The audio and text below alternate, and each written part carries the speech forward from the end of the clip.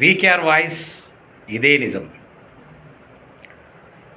మనం పుడితే తల్లి సంతోషపడాలి.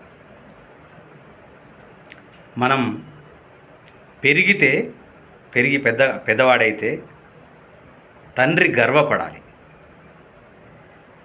అట్లనే మనం బతికితే సమాజం చాలా ఇష్టపడాలి. ఏం బతుకుతున్నారా అని ఇష్టపడాలి. మనం చస్తే